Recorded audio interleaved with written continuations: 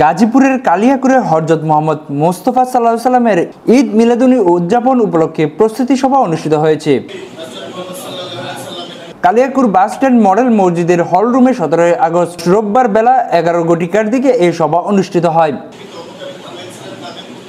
এ সময় গাবচালা কাদরিয়া দরবার শরীফের পীর সাহেব মাওলানা আমিনুল হকের সভাপতিত্বে প্রধান অতিথি হিসেবে উপস্থিত থেকে বক্তব্য রাখেন মুর্শিদনগর দরবার শরীফের পীর সাহেব আব্দুল হাকিম জিহাদি পীর সাহেব। বিশেষ অতিথি হিসেবে বক্তব্য দেন কুন্দাঘাটা দরবার শরীফের পীর সাহেব আবু তায়েব মির্জা, কালিয়াকুর ওয়াইশিয়া দরবার শরীফের পীর সাহেব আশেক মোর্শেদ সুজন, কালিয়াকুর এনসিপির সংগঠন দেওয়ান মাহবুব আলম পনির, ওয়াজউদ্দিন পীর সাহেব আনোয়ার চিশতি, সাংবাদিক মীর সোহেল মিয়া, সাইদুল ইসলাম, আব্দুর রশিদ মিয়া, আনোয়ার হোসেন সহ বিভিন্ন দরবারের পীর মোশায়েখ ভক্তগণ উপস্থিত ছিলেন।